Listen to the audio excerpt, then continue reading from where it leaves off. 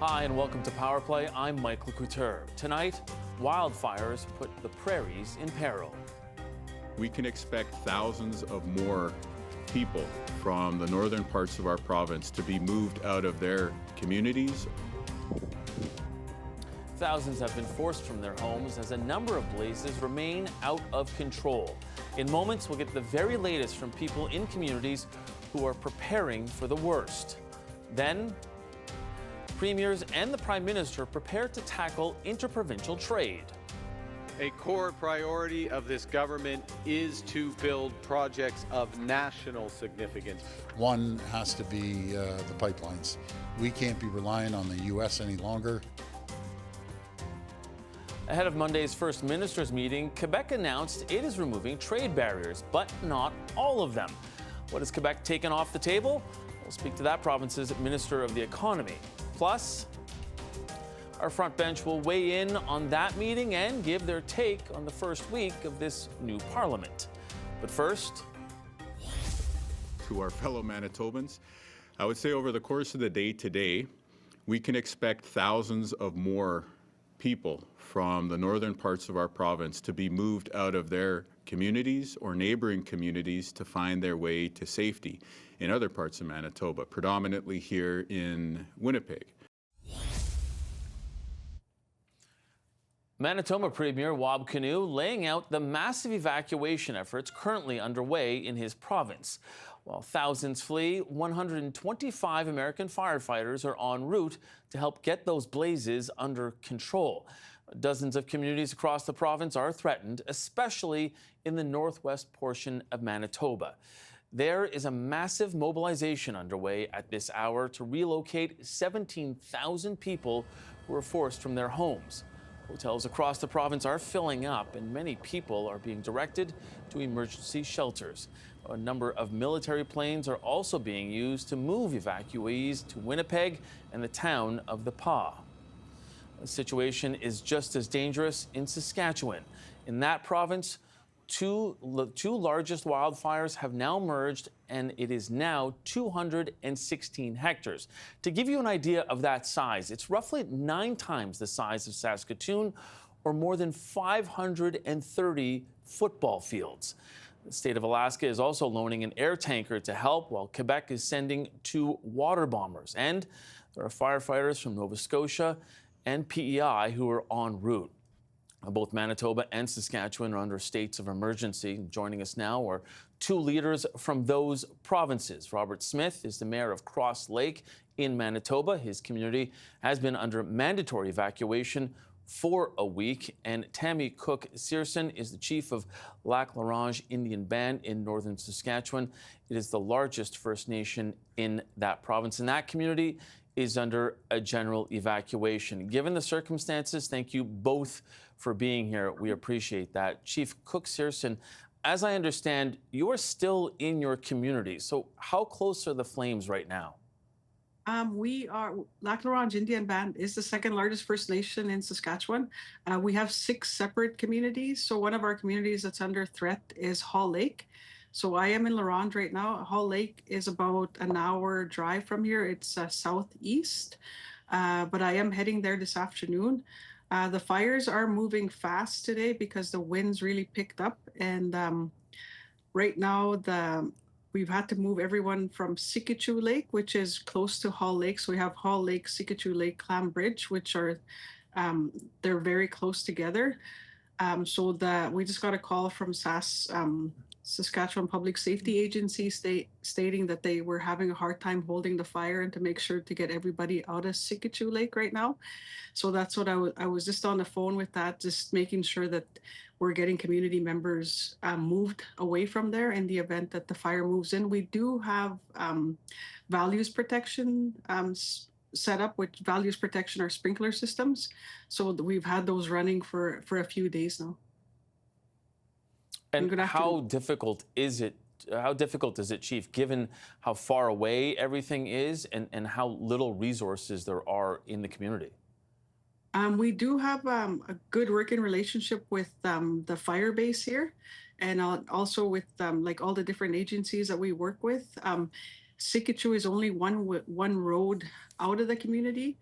So we had to move everybody to Hall Lake. But Hall Lake, we've already done a general evacuation. So we do have 384 of our residents that are in either Saskatoon or Regina. And the population of Hall Lake is 638. Mayor Smith, you're in Cross Lake, Manitoba. A main highway into your community is now cut off. How worried are you about that? It's been a really it's been a real roller coaster over the last 9 days here. Our only access or egress out of our community is on one highway, and that's not only our community of Cross Lake or Pimachikamak, but also our neighboring community of Norway House. We're both cut off from getting out out of Cross Lake and Norway House. So what's happened? The situation right now that we're in is we've evacuated all of our people that we could into Norway House, which is not ideal because it's not out of the area, and Norway House is also in danger. So what we have now is we have 12 Herc C-130s that are doing 12 trips today out of Norway House. Norway House was a temporary evacuation point, and now we're moving them out to Winnipeg. So the situation right now is very worrisome in Cross Lake and very scary. A lot of the young kids were crying and stuff, not understanding how serious it is. And when we were sending them out of here and into Norway House is our neighboring community, and they can't handle all the people that are coming in there too, because you must understand we have not had resources coming into our communities like food, groceries, fuel. All those things have not been happening. So both communities are also running short on supplies. So as luck has it today, what has happened? They're piloting vehicles. We've got a little bit of change in wind direction that allowed us to get some people out by road also. So today from about 1 o'clock this afternoon till 8 o'clock tonight, we're piloting people out to the main highway at number 6 and getting some out like that, because we still had people in Cross Lake that we could not evacuate to Norway House because we just couldn't accommodate the amount of people. We have a population here, a combined population in the community of about 7,000 to 8,000 people. So it's quite a task for a neighboring community to take on that many evacuees. So now, with everyone arriving in Winnipeg, I know that the province is swamped. It's a dire situation in the whole province, and there's no more hotels. We've even, suggested why not pull out that olive branch to Grand Forks, and there's empty hotels there. Maybe our neighboring country will help us out in this situation, because we've had people sleeping on floors, sleeping on bleachers, and it's not a good situation. And there's more and more places being evacuated. I think calling the provincial state of emergency was a big step in moving forward and trying to resolve this. But it's a very scary and worrisome situation in the whole north. It's eerily similar to what happened in 1989, and I went through that same thing, and I was on council at that same time, and it's eerily similar. So it's pretty worrisome. Mayor Smith, I was going to ask you, what was the response to your suggestion of moving people to Grand Forks? Well, we just discussed that ourselves locally here, like why maybe that would be a sort of an olive branch also to to both countries, because our super sloopers, what they were named down in the States when they went into California, that was a gesture of helping, and maybe we can get that same gesture from from the States. I was going to ask you, Chief Cook Searson, what are you hearing from the province in terms of being able to send more resources to your community and to the communities surrounding you to try and fight the fires? We know how pulled in many directions a lot of these resources are. Do you have any reassurances that you will be getting more people there, or is everything just stretched? Everything is pretty stretched. That's why we declared a state of emergency with Lac La Ronge Indian Band, Peter Ballantyne Cree Nation, and Montreal Lake Cree Nation. So we are the Woodland Cree First Nations here in northern Saskatchewan, north central Saskatchewan. And we're the second largest First Nation. Peter Ballantyne's the largest, so our population is 12,600 for La Ronge Band. And Peter Ballantyne's is similar in size, and they have 8 communities. Sorry, they have 8 communities, and Montreal Lake has 2 communities. So it's something that we decided to declare a state of emergency because the fires are burning very hot. It's very dry. Even like a small fire can just explode and just run out of control. And right now the winds have picked up here in La Ronge. Like they're running really like there's a lot of wind right now, and it's wind gusts it's making it really difficult to hold a fire. So and then we also have lightning that's coming. So we do need resources. Like we keep being told that, there's lack of resources to be able to fight the fire, and like we're watching it very closely. We do work very closely with the Saskatchewan Public Safety Agency, and because we have to collaborate together to make sure that our community members are safe, because it's always top priority safety, but also making sure, like the mayor talked about, that the accommodations and evacuees having a safe and comfortable place to stay is also another thing, because it's already causes a lot of anxiety and a lot of worry when they have to leave their homes too. So those are things that we look at logistically, but we do need more trained firefighters, more equipment, more sprinkler systems like values protection. We need probably more aircraft to be able to fight the fires, whether it's water bombers or helicopters, and then even having planes on standby in the event we have to move people in quick order. So that way you have escape route for your community members, because right now, like the fire could start at any time and it could just run. Like the one day, one fire ran for 27 kilometers. So right now the fires are burning very hot. So that's why we've requested for more resources from the province and also from the federal government, because we need extra support and extra help like our neighboring provinces. Okay, I'll we're just going to have to leave it there. And yeah, sorry, yeah, go ahead. I just have a couple more seconds if you don't mind. If you want to add, yeah. Yeah, the situation got so dire here actually yesterday that even the helicopters in the community were running out of fuel. So we're trying to figure out a way of, because they can't get fuel into the area. So we were thinking of maybe having a cache on the other side of the fire. But now that we have that little window today, we may be able to get some fuel in for the helicopters. Okay, and we hope that that does happen for both of you. We wish you both the best of luck. Thank you, Joe, both for joining us. That is Chief Tammy Cookson-Sear. She is the Chief of Lac La Ronge Indian Band in northern Saskatchewan, and Mayor Robert Smith of Cross Lake in Manitoba. Now, the evacuation orders are rising in neighborhoods neighboring Alberta as out-of-control fires threaten communities in the northern portion of that province. We have learned today that crews battling blazes there temporarily lost radio contact late in the evening yesterday.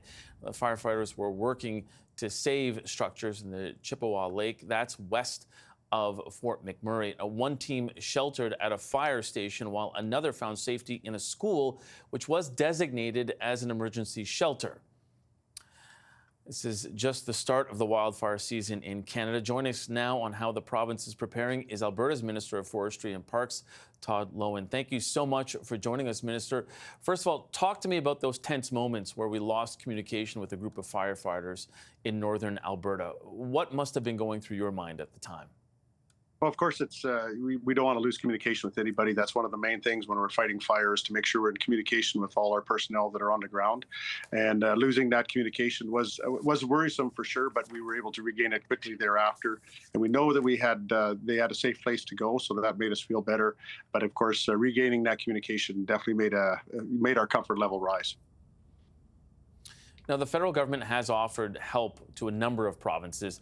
I wanted to know what Alberta needs right now and whether or not you think there's enough capacity, considering how many fires are burning across the country right now and so early in the season. Yeah, so no, we're definitely with the amount of fires we have going right now, we're definitely near our capacity. We have asked for some help through the Canadian Interagency Forest Fire Center, and so we're hoping to get some more help through there. But again, there was a 24-hour period where we had 28 new starts just in a 24-hour period. So that kind of intensity has has definitely brought things to a maximum of our capacity. But again, I think we're doing well so far. We're making sure that we're doing our best. We're focusing on saving communities, saving lives, and making sure we keep our residents safe. How much more do you think you need from the federal government right now? Well, when it comes to the federal government, when we're requesting help, we do it through the Canadian Interagency Firefighters Center, and we do that. That's something that all the municipalities in Canada do. That go to that organization. They're the ones that can find resources across Canada that are available, and if we have to, we'll go international too. So it's we're going to see what happens over the next few days. We're expecting some weather to change, and that will be helpful too. But again, we want to make sure that we have the resources we need to help protect the communities. Just in closing here, Minister, how concerned are you considering that this is only the end of May and typically these wildfire seasons would normally reach their height near the end of the summer?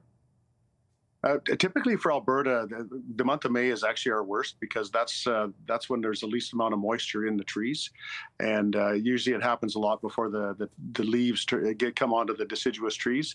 So May is normally our worst month, the most intense month, and so we pretty well got to the end of the month before things really got bad.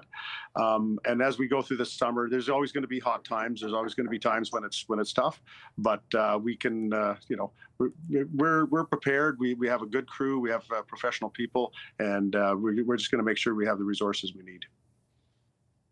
Okay, we're going to leave it there, Minister. Really appreciate this. Alberta's Minister of Forestry and Parks, Todd Loewen, thank you so much for this. Yeah, thank you very much. Appreciate it. We've got some breaking news for you right now on the Canada Post labor dispute. Today, the Crown Corporation asked Jobs Minister Patty Hajdu to trigger an all-employee vote on its final offer. It wrote, in part, despite months of conciliation and mediation, the parties remain unable to reach new agreements at the table. The parties have attempted new and traditional bargaining methods and tested out some issues through an integrative process, which was developed between the parties to encourage more open discussions at the table. The statement goes on to say, unfortunately, even with these efforts and the completion of the Industrial Inquiry Commission and the release of its final report in May, the parties remain at an impasse. Jobs Minister Patty Hajdu has not provided a statement just right now, but we do continue to ask for clarification on that, as we are looking for a comment as well from Cup W members, and we will be bringing that to you as soon as we have it. Still ahead, though, François Legault's government just introduced a bill to make it easier for products from other provinces to be sold in Quebec. But there are some exceptions. Quebec's Minister of the Economy joins us when Power Play returns.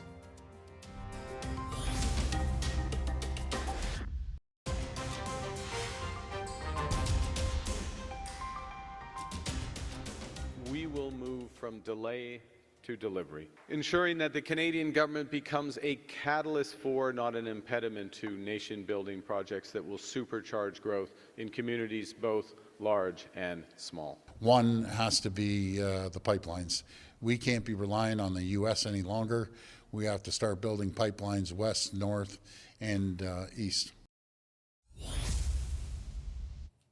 Ontario Premier Doug Ford there and Prime Minister Mark Carney giving a bit of a preview of that meeting that they are expected to have with all premiers and the Prime Minister in Saskatoon.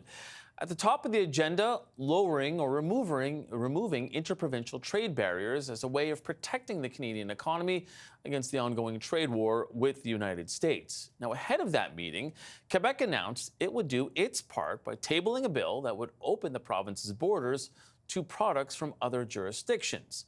But does that openness extend to pipelines across Quebec? Well, earlier today, I spoke with Quebec's Minister for the Economy, Christopher Skeet. Minister Skeet, welcome back to Power Play. So great to see you. Very happy to be with you. First off, just explain to Canadians how significant of an impact the bill that you introduced today will have. Were there that many restrictions to interprovincial trade within Quebec? Yeah, you're right to say that it is a significant bill that we presented today. And yes, there were barriers. Even though we've done a really good job over the past few years since the passing of the free trade accord with Canada to reduce those barriers, there were still some barriers that existed. And today we're taking some final steps to really reduce them to the absolute minimum. I think we understand what the impetus of all of this is, but how open does Quebec want to be to interprovincial trade? And I ask that because we know you are going into this meeting with the Prime Minister and other premiers. And of course, everybody can say that they want to be open about it, but really when the rubber hits the road, everybody will have to make concessions. Well, just to give you a sense of where we are with our bill basically starts from a posture of anything that can be commercialized or sold in Canada will be able to be sold or commercialized in Quebec unless. So the de facto position that we have is a position of openness. And in certain areas, we're going to give ourselves the right to sort of opt out. But it'll really be exceptional in nature as opposed to having a whole framework that sort of indirectly and accidentally blocks, which is what we had before the passing of this bill. So yeah, I wanted to pick up on that. Your government says that you can't exclude some goods, but you must publish those exemptions online. What types of goods are we talking about? Explain to Canadians, why would you want to exempt them and what would you possibly exempt? Well, certain exceptions like, for instance, the French language, right? We reserve the right to legislate in the matters of language in order to make sure that goods that are sold in Quebec are in French. Other things that are not negotiable here is supply management. That is very important for Quebec farmers, and that's something that we're absolutely committed to. So these are the kinds of things that wouldn't be moved in this bill. But then again, any good commercialized de facto will be available in Quebec, and I think that's a major move for Quebec. And I understand that supply management, and I do intend this pun here, is the sacred cow in Quebec. But at the same time, when there is the threat of Donald Trump and all of the trade war with the United States, do you not think for the sake of inter-Canadian trade that Quebec should maybe reconsider exactly what it's willing to give up and not in supply management, especially if it's between provinces? There are certain things for us that are not negotiable. French is one of them. Supply management is another one. There's not even a consensus on supply management throughout Canada. So of course, I don't think we would do well to focus on that area. I think what Quebecers and Canadians are expecting of legislators in the different provinces, they're expecting us to allow the free flow of goods and to make sure that the goods that are sold in Canada can be sold in Quebec. Now, that doesn't mean that certain agricultural products won't be available in Quebec and that we're not opening in that regard, but supply management for us is really very important. No, and I understand that point, but if you are saying that supply management is a no-go, then how can you expect other provinces to be as open or more open technically because you're trying to keep your hands on supply management? Well, let me give you an example as to how open our initiative really is. There are some jurisdictions that have proposed reciprocity. If you open for us, we'll open for you. Our de facto position is open, but that doesn't mean that we don't reserve the right to say no to certain products. Let me give you another example.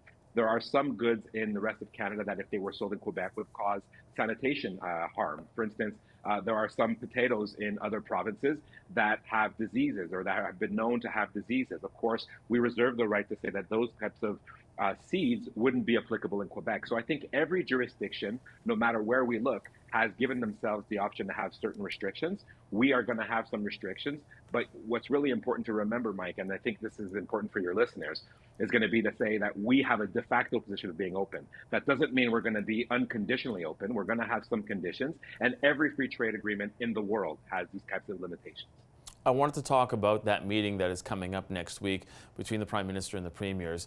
In the throne speech, Prime Minister Mark Carney has said that he wants to make Canada an energy superpower, both clean and conventional. So I know Premier Legault has talked a little bit about this, but I wanted to ask you, how willing is Quebec to be part of that when it comes to energy corridors, especially pipelines across your province?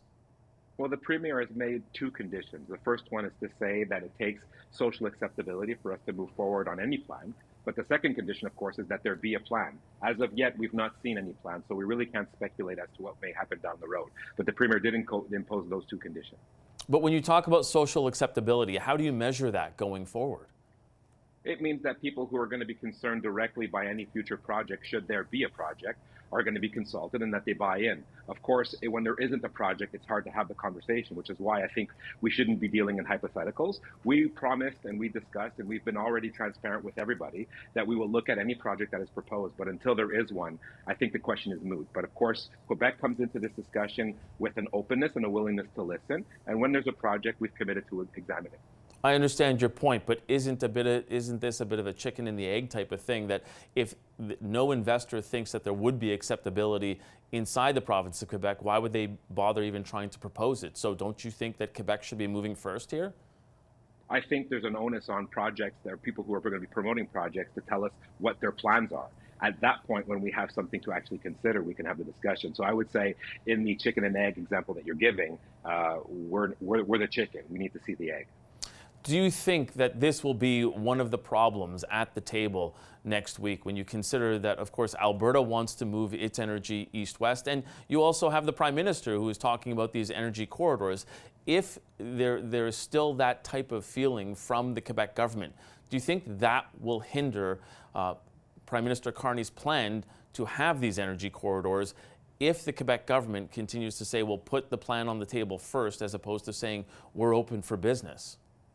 I think it's normal to want to see a plan, so I'm not sure that that's a non-starter. But the other thing that we should talk about is how collectively open we are. One of the things that I've noticed, I've had the file for interprovincial trade now for a few years. I have seen a lot of momentum in the past few months, triggered by what's going on south of the border. And I'm really, really confident that premiers and the Prime Minister are going to come together with concrete actions to help Canadians move, to make sure that we can have interprovincial trade, that we can reduce the barriers where possible. So my position is actually one of great optimism with the momentum that we've already generated. So no, I think I go into this meeting that the premiers are going to have with really, really high hopes, and I think everyone is of good will in this, just from the discussions that I've had with my colleagues from other provinces. Okay, Minister, we're going to have to leave it there. Christopher Skeet, the Minister for the Economy in Quebec, thanks so much for joining us. I appreciate it, Mike. Take care. There's tons to talk about that meeting on Monday, and we're going to have our front bench just on the other side of a very quick break. They're going to break it all down for us. We've got Sabrina Grover, Melanie Paradis, and Gurdatin Singh. They're standing by, and they'll be up next on Power Play.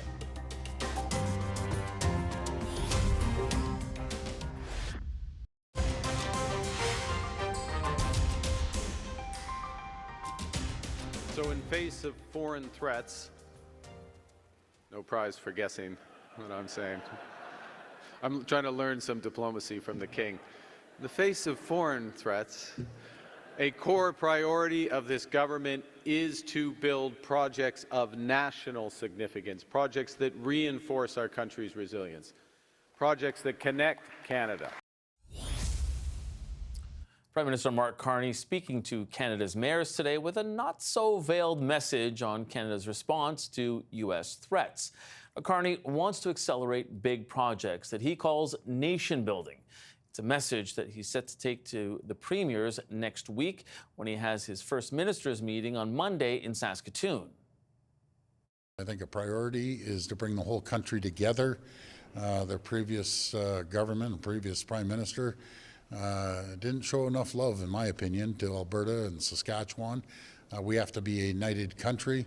I had a great conversation with Premier Moe this morning. He's quite excited to host us there, and it's going to be a very, very productive meeting, but it's all about working collaboratively.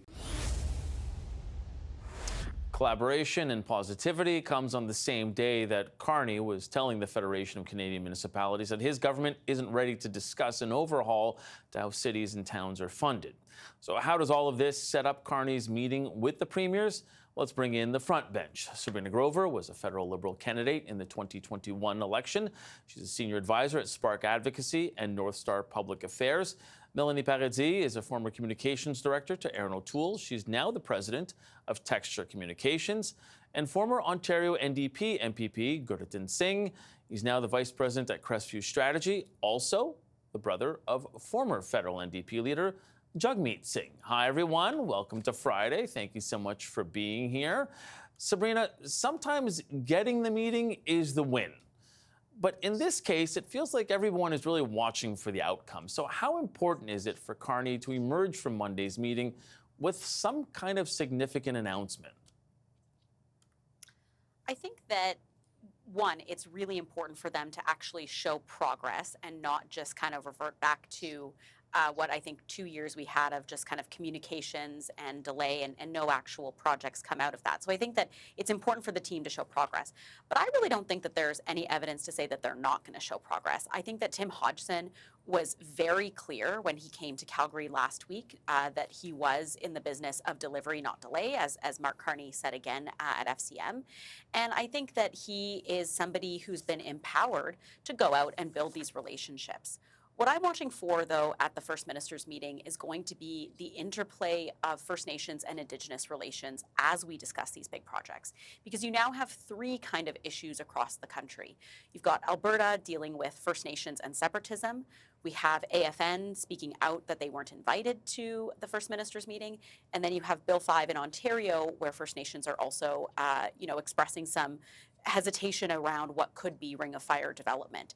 And so I think that the First Ministers are going to have to contend with that as well and be really clear on what they're going to do in terms of First Nations engagement as they work on these nation-building projects. Goodington, how difficult does that make the conversation if you don't have First Nations sitting at the table and if they are feeling excluded, yet you are trying to do these big nation-building projects?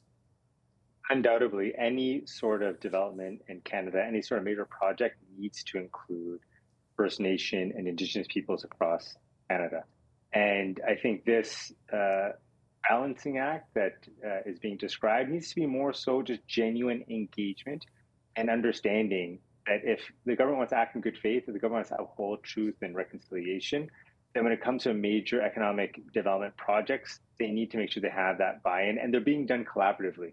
I think this is going to be a challenge for this government, but hopefully that these are clearly projects that big portions of the premiers are looking forward to, but they need to engage with First Nations as true partners. And I think their exclusion of being invited to this meeting was a missed opportunity for Carney to signify that he really wants to work collaboratively with First Nations.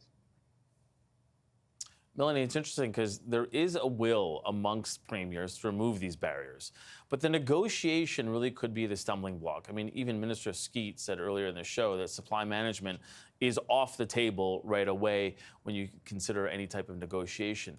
Is it going to be more difficult than some people think to actually hammer out this type of interprovincial trade by July 1st and even in this meeting?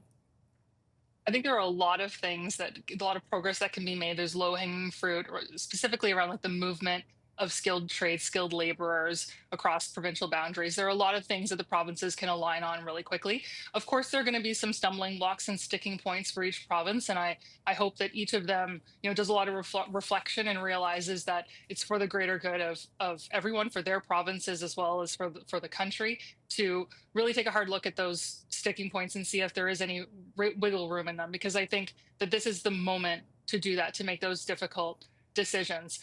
I think this is also going to be a meeting where the premiers are bringing forward a lot of ideas about what projects they'd like to see both fast-tracked and funded. It sounds like it's going to be kind of a Dragon's Den style meeting. Premier Ford has already made clear the 5 major projects that he's going to be pushing for, including the expansion of GO Transit, which I think a lot of people in Southern Ontario will be very happy to hear about, the expansion of highway infrastructure, critical minerals in the Ring of Fire, nuclear power generation, and also a northern seaport in James Bay, which I think would be really exciting for Arctic development. We're going to switch subjects really quickly here because it was the first week of Parliament, and of course, as political geeks that we all are on this panel, I think we got to look at it. So before we do, though, Pierre Poilievre today in the foyer of the House of Commons spoke about what he's expecting and certainly what he isn't seeing. Have a listen to this. It's clear that Mark Carney is even more expensive than Justin Trudeau. This $500 billion spending bill will drive up inflation, interest rates, above and beyond what they would otherwise be. That Conservatives will vote against this $500 billion of inflationary, irresponsible, out of control liberal spending.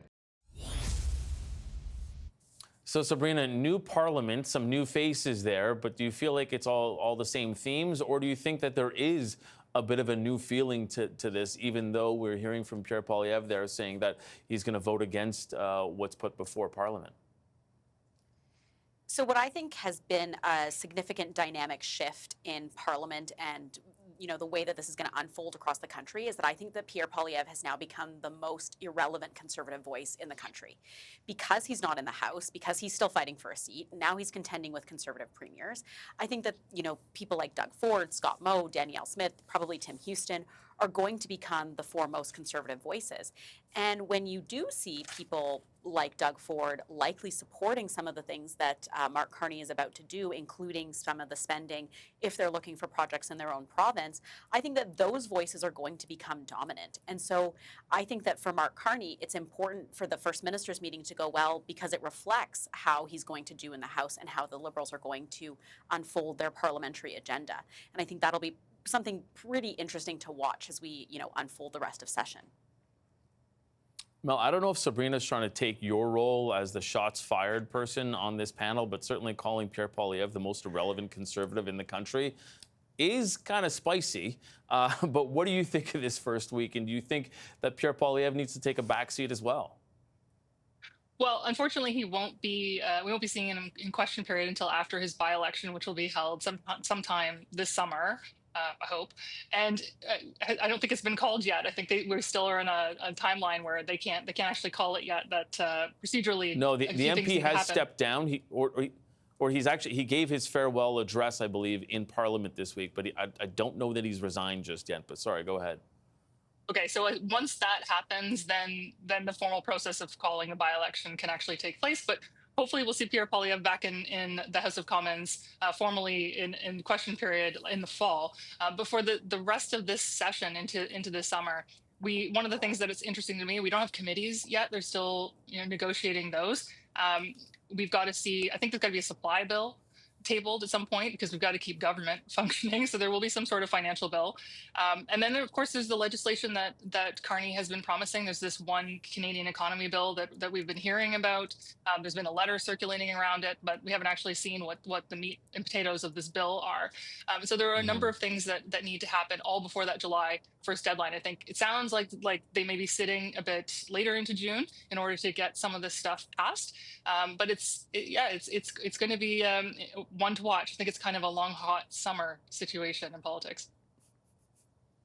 And Gerdeton, I've got about a minute left. So when you consider that you have Pierre Poilievre outside of the House, but we do have the NDP inside of the House, however, no real power in there. What are you looking for from the NDP in the next 4 weeks or so? I sort of start by saying, though, didn't Pierre just seem so deflated? Like, you could just tell that there's clearly this ability of not being able to engage in the House and having to appear in the outside of the House. To me, it seems so apparent that that's taking a toll. And it's tough, obviously, having been someone who was quite verbose in question period and not having that ability, that avenue. But for the NDP, for sure, it's a tough time for the NDP. They have a great leader interim leader with Don Davies. They are, of course, in this position where they're probably focusing inwards on developing preparing for the leadership that's coming forward. But they do still want to hold the government accountable to the projects and to the funding that they have still committed to, like the expansion of dental care, which we've seen, childcare, and more. So yes, of course, their role is diminished, but I think they still can be. It's still a minority government, and they still have a role to play. Okay, unfortunately, we got to leave it there. It may be my Fat Friday, but it's a skinnier version of the front bench today. So thanks to Sabrina Gover, Melanie Paradis, and Gerdeton Singh. We've got a lot more for you on Power Play, though. Don't go away. A Polish delegation is in town looking to talk trade. It's good timing as Canada is looking for new trading partners. But as part of the discussion is also some spending on NATO. My conversation with Poland's Deputy Minister of the Economy just ahead.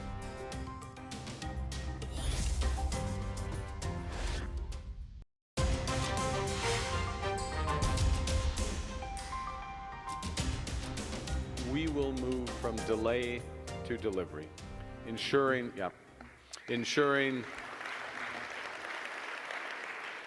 ensuring that the Canadian government becomes a catalyst for, not an impediment to, nation-building projects that will supercharge growth in communities both large and small. Well, that was Prime Minister Mark Carney today addressing the Federation of Canadian Municipalities in Ottawa. His vision to supercharge growth in this country includes diversifying trade away from the United States and doing more with allies in Europe. So how can this country expand trade with the European Union? Well, today I spoke with Michael Baranowski, Poland's Deputy Minister of the Economy. Minister Baranowski, thanks for joining us. Welcome to Power Play. It's great to be with you. So you're in Canada at a time when our country is looking to diversify trade away from the United States. We already know that Canada does have a trade agreement with the European Union, that Canada-European Union Comprehensive and Economic Trade Agreement. It eliminates virtually all barriers already. So where do you see this being able to really strengthen and even deepen ties between Canada and the European Union and Poland as well? Sure. So I'm here exactly because you are looking to diversify. We look at Canada, and that's also a strategy that Europe and Poland is pursuing. We have been surprised and hit by the policies, trade policies of United States, and we think it's a great moment to really open a new chapter in trade and investment relationship. So I'm here for a few days. I traveled to Vancouver, where there was a big presence of Polish IT sector at Web Summit, one of the top IT conferences. I think we can do much more when it comes to IT and new technologies. I know that AI is a big priority for Canada, but also when it comes to energy, when it comes to rare earths materials. But this is, again, a moment where both Canada and Europe are looking for new markets, for diversifying. Both for Canada and for Europe, US will remain a key economic partner. But it's a time to look a little bit broader and deepen the ties that CETA that you mentioned provided us. I want to dig a little deeper into those issues around energy especially. I mean, we know that in 2022 you had Olaf Scholz, the German Chancellor, come to Canada looking for an LNG deal, but at the same time he signed a hydrogen deal. We also know that there have been a number of projects in terms of trying to ship LNG to Europe. They've been abandoned for economic or political reasons. Do you think now is the time to re-examine those, because we are seeing within Canada more of an openness, but also understanding that the dependence that the European wants to wean themselves off of Russian energy, that is still a want there? Absolutely. So this is the right moment for Canada to invest in LNG exploration and ability to ship it, not only to the Pacific side. I know that there is colleagues in Vancouver told me about the project that will allow you to export energy to Asia. But Europe is does not only want, but we actually weaned ourselves off the Russian LNG, increasing the Russian oil as well, and there is no going back.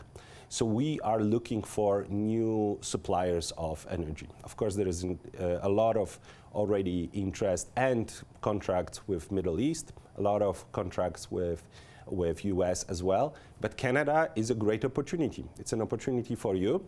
It will be an opportunity for us.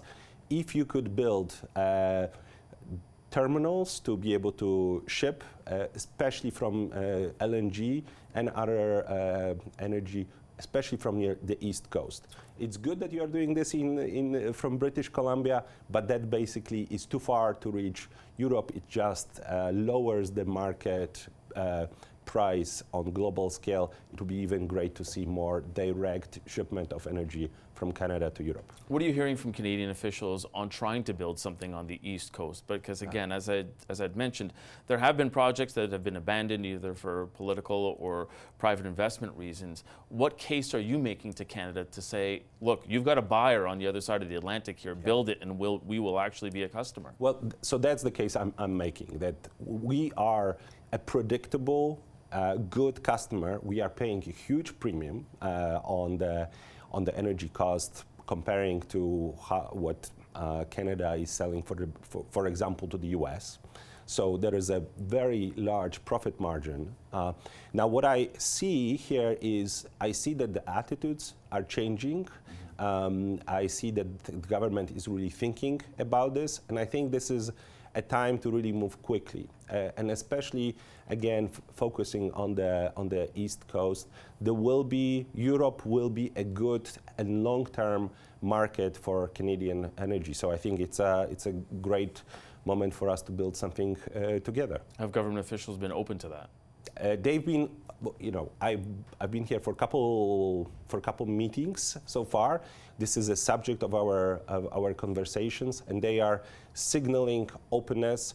I know that there is a lot of internal Canadian conversations that have to happen, both at the level in Ottawa, but also in provinces. But I'm here to send the message that Europe is open for business, that Poland is open for business when it comes to Canadian energy. So I hope this is clear message that will be heard in Ottawa and also in Nova Scotia and other places that will have to get on board. There was a lot more to our discussion earlier today. I also asked the Deputy Minister about Canada's commitment to join Rearm Europe. That's an initiative to invest in European domestic defense industries. You can watch the full interview on our website at ctvnews.ca. Time for one more break on Power Play. When we return, we'll have today's takeaway. Stay with us.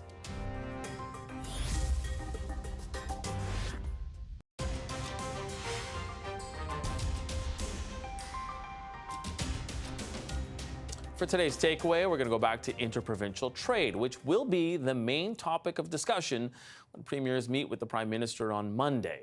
Now, earlier in the show, we spoke to Quebec's economy minister about what that province is and isn't willing to negotiate when it comes to removing barriers to interprovincial trade.